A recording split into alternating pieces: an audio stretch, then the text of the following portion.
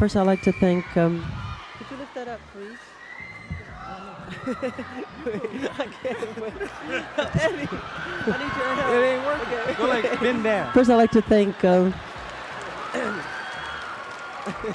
He said, Eddie, pull it up like I was working for him or something. And I started to do it too. I was like, yes, Mike. Wait, what am I doing? Fans going crazy for Michael Jackson was normal, but what made Michael different was that even celebrities could not stay calm around him. Stars who were already famous still looked shocked when Michael showed up. Some became nervous, some started laughing, some acted like fans themselves. And the wild part is, Michael was not even trying to dominate the room. He was usually quiet, shy, playful, and soft-spoken, but his presence was different. When Michael entered the moment, people did not react like they were seeing another celebrity. They reacted like they were seeing a legend standing right in front of them. Rob, how close are you? I don't know, pretty close. Like this? Or can you see chest? I can see right about where your Nike is.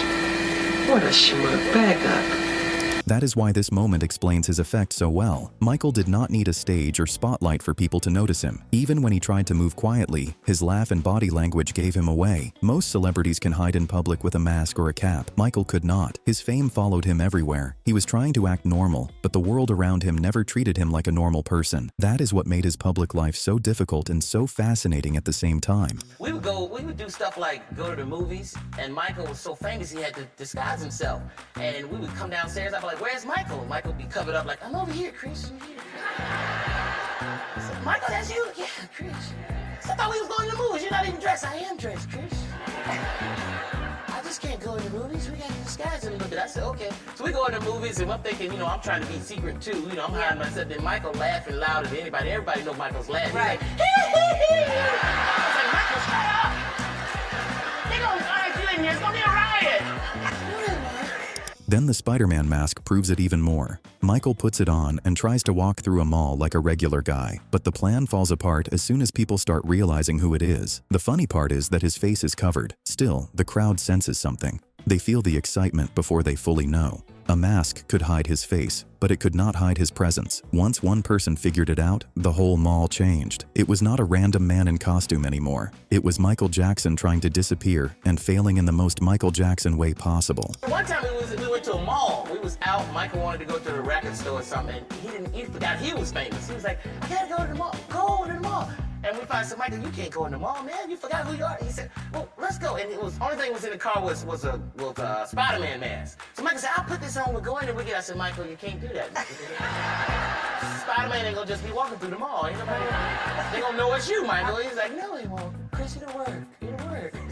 We go in the mall, and he was getting away with it until people figured it out, because I was with him, and he was like, Chris, is that Michael Jackson, that Spider-Man?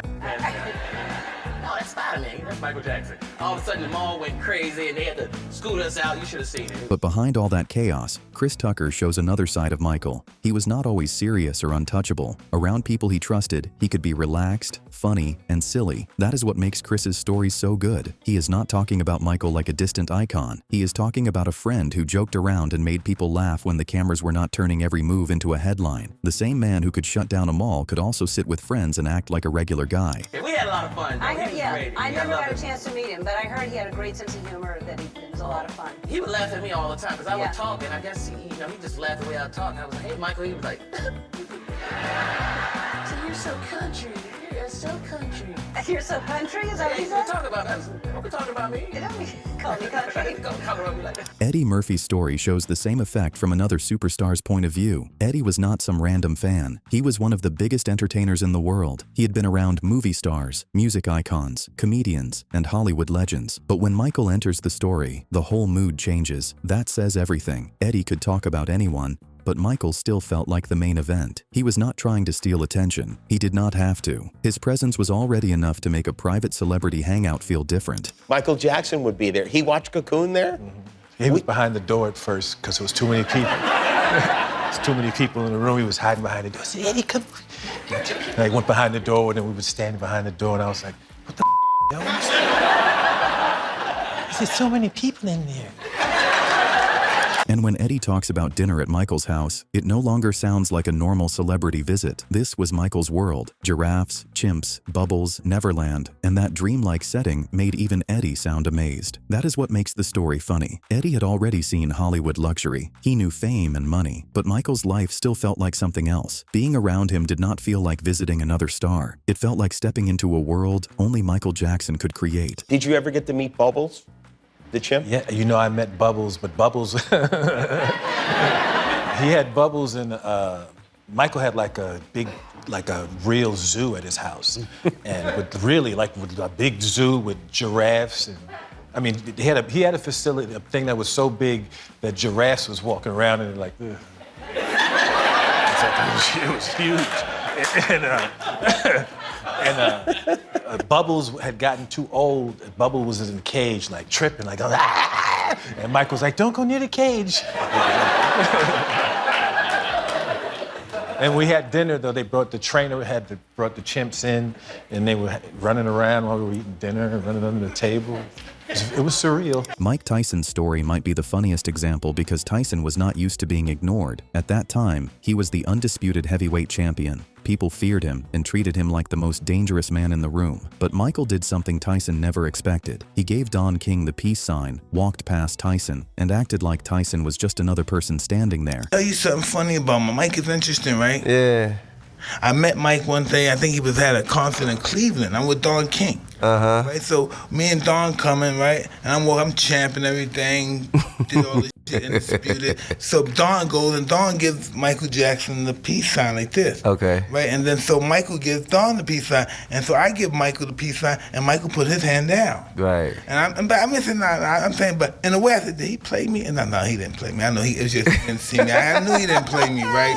That small moment bothered Tyson because he was used to people reacting to him first. Michael did not react that way, and it completely threw him off. We went backstage, right? So I'm backstage, and so there's his backstage, some of his singers and stuff. He's on stage, it's over. I'm signing autographs and stuff. Okay. So Michael comes over, and he talks to Don. He doesn't talk to me. He waits right here for the truck to come in. He's gonna go out the car and get in the truck. And I'm signing autographs to people, and people coming up to me. And I said, let me just go and meet Mike, and it's, you know, because that's really why I'm here. I want to meet Mike. Right.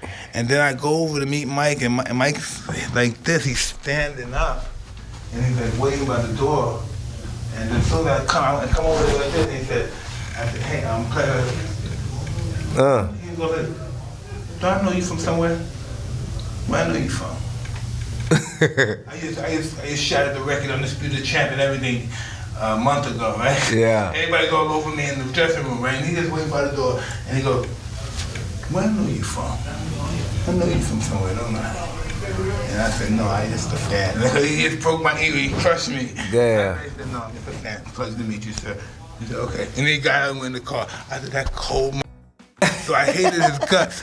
That is what separated Michael from other stars. Most famous people need a big entrance or loud moment to control the room. Michael could do it with one small move. In this clip, he only teases taking off his glasses, and the crowd reacts like something historic is about to happen. He smiles, pauses, mentions Katharine Hepburn, and talks to the girls in the back. It is simple, but the room treats it like a full performance. That is not normal fame. That is Michael Jackson's fame. I made a deal with myself. If I win one more award, which is this award, which is 7, which is a record, I would take off my glasses.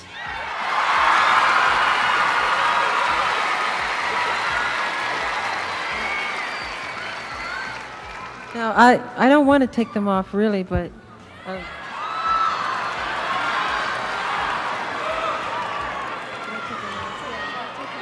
Okay, well, Katharine Hepburn, who is a dear friend of mine, she told me I should, and I'm doing it for her, okay? And the girls in the back.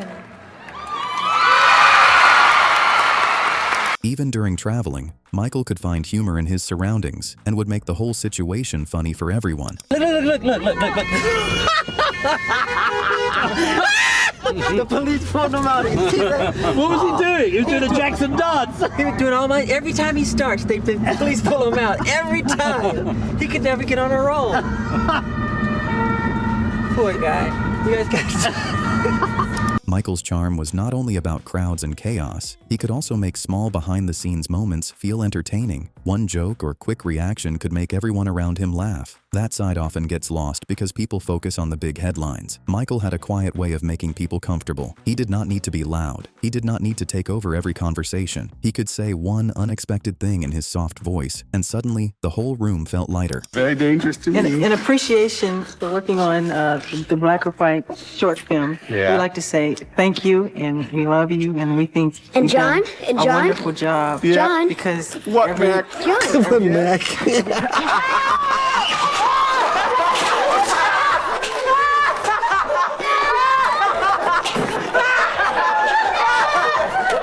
Chris Tucker shares another story, which brings that softer side together. He says, being around Michael simply made people happy. That line explains a lot. Michael not only amazes people because he is famous, he made people feel good. And I was in one of his videos and stuff and just loved Michael, man. We became friends, man. I hung out with him a lot. And Michael was just so nice, man. You'd be around him and you just get happy, man. He would give you anything. If you liked something, like I was just complimenting a flat screen TV he had, and he gave it to me. I was like, Michael, I didn't want the TV. But then the black came out of me. I started liking everything after that. I